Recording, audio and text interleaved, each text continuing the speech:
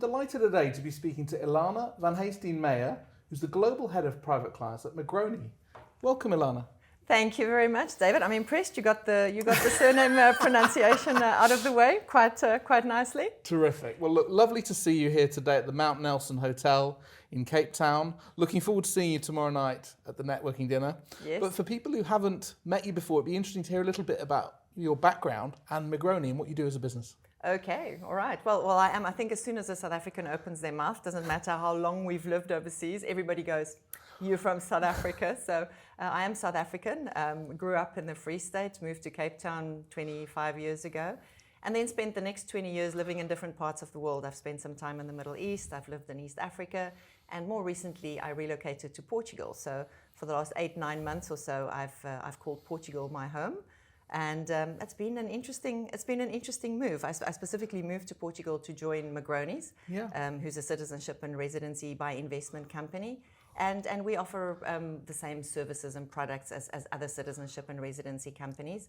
The fact that we're based in Portugal is not because we are a Portuguese-focused business, but just because the owner of the company lives in Portugal. Right. And when I joined him, he said, "I really want you to come and do this YouTube work with me. And I really can't do it when you live in Cape Town." So I'm like, "Oh, I've got to give up this beautiful Cape Town. I mean, it's what a lovely place." But I gave it up to move to Portugal so that I could be a little bit closer to the business. So are you in Lisbon? Whereabouts are you? I live in Cascais, which is just west of Lisbon. It's a beautiful little coastal village. I was for South Africans, I guess the comparison is it's somewhere between Hermanus and Camps Bay. Is that kind of vibe to the place. And it's 20 minutes to Lisbon, so when I have meetings and work in Lisbon, I just hop on the train or take a taxi or drive.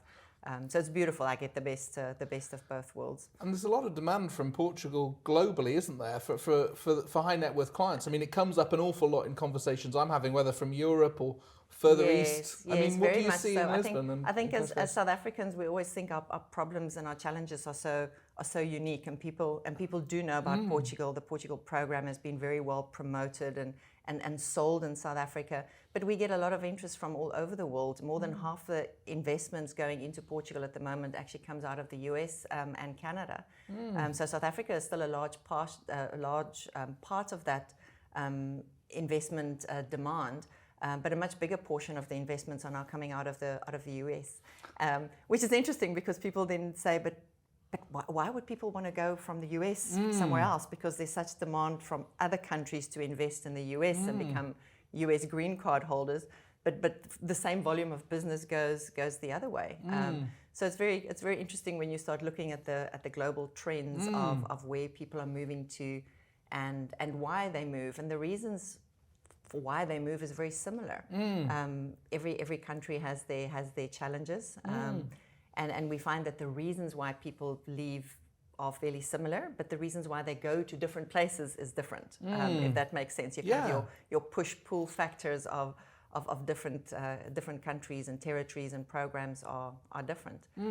Just talk us through some of those then. I mean, what is it that you see? I mean, obviously we're in a globally uncertainty environment. Obviously there's the war in Ukraine that's causing a lot of difficulty for people. There's also economic problems. I mean, difficulty is such a polite description. Chaos, global upheaval. Yeah, it's been very hard for I think for everybody. Everybody's financially affected as well. You know, let alone the human cost of the people affected by the war. It certainly affected the whole economy. So when I talk about push-pull factors, I think push factors, for instance, for South Africans, I think we all familiar with what the issues are in South Africa. We have political challenges, we have safety and security issues, we have a currency that is very volatile and over time continuously loses value against other currencies. There's tax concerns, there's education concerns. People have longer term health insurance concerns, what is going to happen, how will that change, how will that affect me in retirement. So those are kind of the push factors out of South Africa. When you look at a market like the US, for the US, it's very much, and it doesn't matter politically whether you're a Democrat or a Republican, we deal with both sides. And they all have the same concerns. Politically, it's become a very nasty environment. It's not really open in terms of debate and finding consensus and solving problems. It's very divisive at the moment. people's safety and security, specifically for their children, with all the gun violence and school violence, is a huge concern. So is it that their passport allows them to travel widely on a US passport, but not to stay? Is that, I mean, so what is it that gives them that extra option? So a US passport gives you visa-free access to Europe, but you can't stay longer than 3 months. Just the same way a Schengen visa for us and now for you as a UK citizen. A Schengen visa only gives you access to stay for 3 months in every 6-month period. So if you want to relocate and make it your permanent home, or if you really want to go and set up businesses and really use the different opportunities, then getting residency in a country makes a lot of sense. And I think where the tide really turned for the US was during the height of COVID, when so many US citizens could not actually travel because nobody wanted a US citizen to visit during COVID because of the debate around vaccines, right or wrong. There was a lot of US or there was a lot of resistance against US people traveling to markets, and unless you had residency in a European country or any other country, you couldn't actually travel. So despite the fact that the US passport is one of the strongest passports in the world, you were just as stuck as the next guy. So a lot of people then started saying, well, how do I prevent this from happening again? How do I make myself more mobile? So that was one of the factors that changed that. We also see quite a few US citizens wanting to give up their US citizenship for tax reasons, ideological reasons, political reasons. Wade versus Roe was a huge push factor for people to say, well, you know what, my last client out of the US has 2 little girls. And he said, I don't want my kids to grow up thinking that they don't have any rights over their bodies and their future. And the rights in terms of that is very different in Europe. So sometimes it's as basic as that. A parent saying, I want my kids to have the right to determine what happens to them. Sometimes it's cultural. People say, well, you know what, let's make an investment in Europe and show our kids that there's more to the world than just the US or the environment they grew up in. So it's financial, it's cultural. So that, I guess, brings us to the pull factors. What pulls people to these different programs? And there's lots of very academic discussions. You'll see beautiful theses, written by very clever people about why people diversify, etc. And at the end of the day, it's often as simple as somebody went on holiday and fell in love with a place and said, oh wow, what a beautiful place, I would love to raise my kids here. Or people move for a business opportunity, or they have a fantastic holiday and eat amazing food and drink beautiful wine and say, oh wow, this is actually a really great place. Why don't we come and spend a year or 2 here and see if it's a great alternative? And Portugal seems to tick a lot of those boxes for people at the moment. It just has a very, this is not academic. This is just from personal experience, having lived in so many parts of the world. When I arrived in Portugal in March, I didn't for the first time actually feel like an expat when I arrived. I knew a few people, I made a few friends, and I'm just another person that lives in Portugal. You don't get treated any differently. I don't speak a whole lot of Portuguese yet, but people are friendly and they're happy and they're welcoming, and that kind of acceptance is important to people when you relocate to a place. Even when you relocate to a new town, right? You just moved from London to to Brighton. To Brighton, and even just that move, getting to know local people is important, and feeling like you welcome is nice. It makes you happier to stay, other than the weather and the beach and so on. So those things are important. The cultural attraction for people to go to a different place if they want to relocate. In our industry, not everybody actually wants to relocate. Sometimes people do these things. They make an investment because they want to diversify their investment portfolio. They want, in the case of South Africans, very attractive to have the visa-free access to the rest of the Schengen countries. Or even if just having the option is not just pushing those ready to actually push the button, but actually those going, well, if I sort this now, then I know I've got the security of mobility. The security of mobility, that's a very good description, because that opens doors for you in future. It doesn't mean you're not a patriotic South African or American or Nigerian or wherever you're coming from. It just means that you're creating different opportunities. You're opening the door for something that you can use in the future. And one of those interesting opportunities on the business front is through the Caribbean citizenship by investment, through Grenada being able to get the E2 visa into the US is quite an interesting option that I've heard about. Yes. And with perhaps South African families that want to set up a branch in the US or expand their business overseas, that seems quite an interesting piece. That I think of all the Caribbean programs, South Africans typically go to either St. Kitts and Nevis because it's the oldest, most well-established, best-known program, offers the most visa-free travel, lots of interesting things from a tax point of view. But for a South African, getting second citizenship does not automatically affect, well, actually doesn't affect their tax situation at all. It's only when you physically relocate that you get the benefits. But the main reason why people end up investing in Grenada is, as you said, there's three things that makes it different from the other citizenship programs. There's 5 programs in the Caribbean, so by the way, that offer citizenship by investment.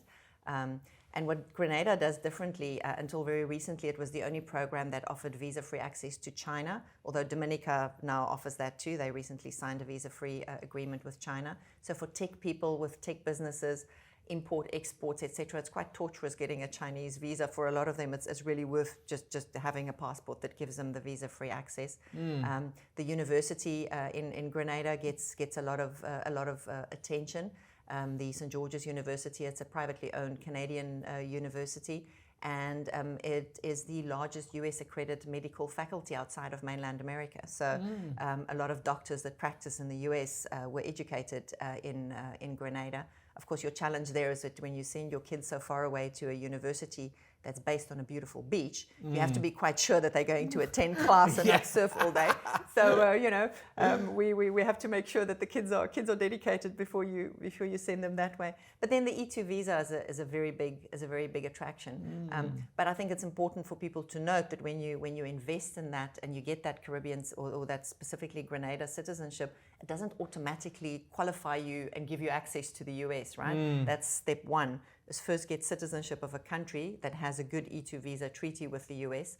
Once you have that citizenship, then you are allowed to make a second investment into a business, your own business, a franchise, somebody else's business, use the E2 visa treaty, and then you get access to the US. So just getting a Grenada passport doesn't miraculously give you a foot in the door to the US. It opens the door, and you can use it at any stage in the future, but it's not automatically granted. You have to actually make the extra effort to use it. And also on the EB5, I mean, there was a lot of delays with applications on EB5. I mean, is that an area you also work with? We do EB5, which is quite interesting. I mean, literally as many EB5 applications as we do into the US, we're probably doing 3 times more US investors investing into Europe and Greece as well, not just Portugal. The US they love Greece and Portugal, it seems, equally at the moment. But yes, we do EB5 business. There was a 2-year period where things were really touch and go, whether the program was going to be extended.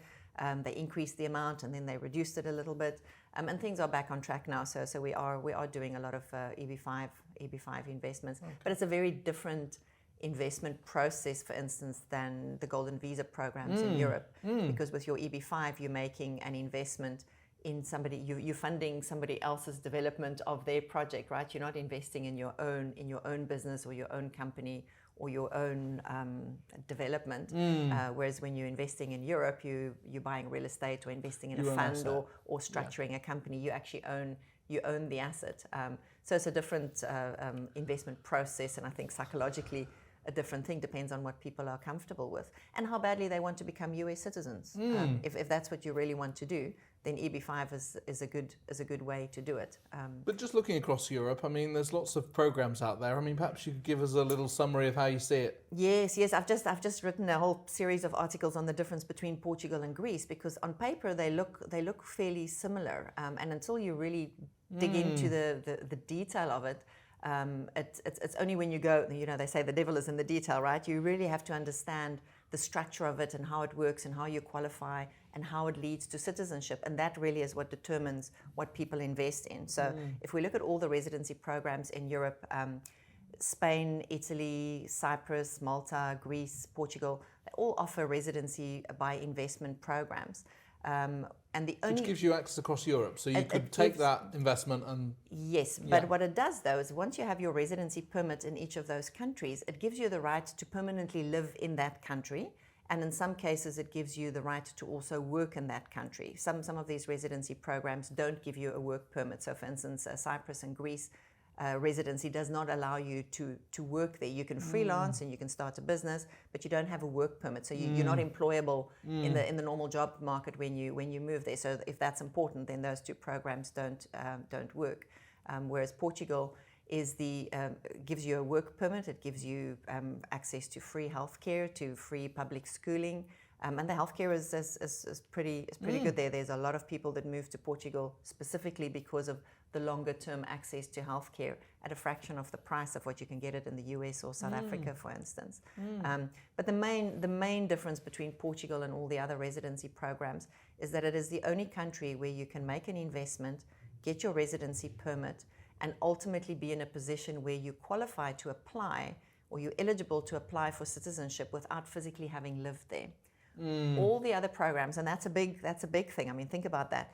You can make an investment, you can visit, you can learn the language, you can pass a few hoops that you have to jump through, but you can stay in South Africa or stay in the UK or stay in Canada without having to physically relocate and still qualify to apply for citizenship.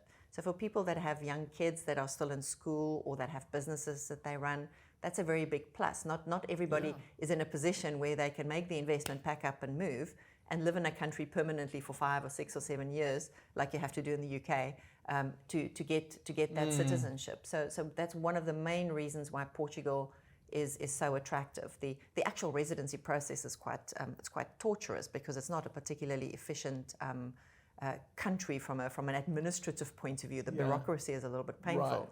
Right. But if citizenship is your ultimate goal and you don't necessarily want to live there, then that's the only option. Then you just have to grin and bear it. And do they put any language or cultural tests on this for investors? So they talk us through that. They do. So all the European countries that offer citizenship eventually as part, at the tail end of a residency program, require you to pass a level A2 language test.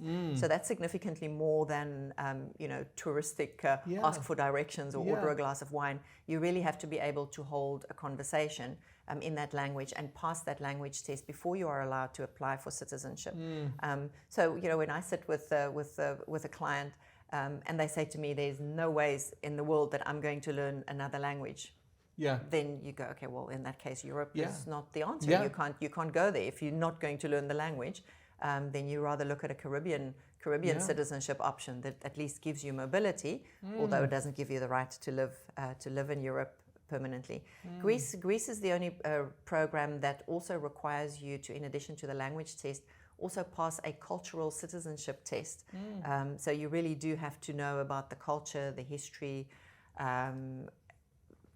the parliamentary structure, for instance, very similar to the UK and US citizenship tests that you have to pass. So Portugal you don't. In Portugal you only have to pass a language test. But in Greece you have to do a little bit more. And if people don't go towards citizenship, but do they have a sort of rolling base? So if they decide I don't want to, is there an option where they? Yes. So once again, the programs are all different. So in the case of Portugal, when you make your first investment, you get a temporary residency card. Now they're issuing them for 2 years, so they renew every 2 years. And then after 5 years of holding residency, you can apply for permanent residency or citizenship. In the case of Greece, you get a 5-year permanent residency card issued on day one. It's a very quick and very efficient process. So you get your 5-year residency permit. There's no requirement for you to spend any time in Greece whatsoever. You can just go back after 5 years, do your biometrics again and renew your residency permit. So the only requirement there is that you have to maintain your qualifying investment in order to keep your residency. Whereas in Portugal, after 5 years of holding residency and holding the investment, when you apply for citizenship, you can then sell the underlying investment and move to citizenship without holding the underlying asset. So although on paper, when we look at minimum investments, residency term, route to citizenship, they all look fairly similar.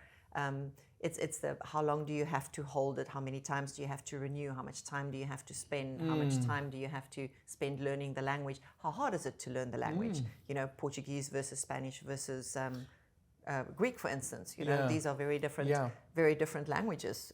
What do you think the odds are of you actually learning that language? Whereas in the case of Greece, though, for just residency, you don't need to pass a language test. You can just hold a residency card.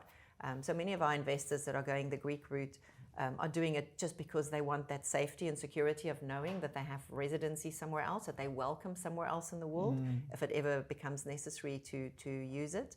But they're not investing in Greece because they ultimately want a European passport. If you want European citizenship, then there's easier ways to obtain it. You can, for instance, in Cyprus, get residency, live there for 5 out of a 7-year period, and then automatically qualify. So it's a naturalization process, no language tests, nothing else required. But you have to live there, become a taxpayer, and then you automatically, similar to the UK process in Cyprus, so you automatically get your European citizenship. And then you have the right of establishment anywhere else in Europe. So once you become a citizen, the game changes. So during your residency period, you only have the right to live and in some cases work in the country where you have residency. Right. Once you have citizenship, you can then access the rest of Europe, live and establish yourself anywhere. Okay, terrific. Well, look, Ilana, terrific to talk to you today, and we really look forward to sharing this interview. Thank you so much. Thank you very much. Look forward to dinner tomorrow night. The latest technical content delivered through global conversations with professionals for professionals.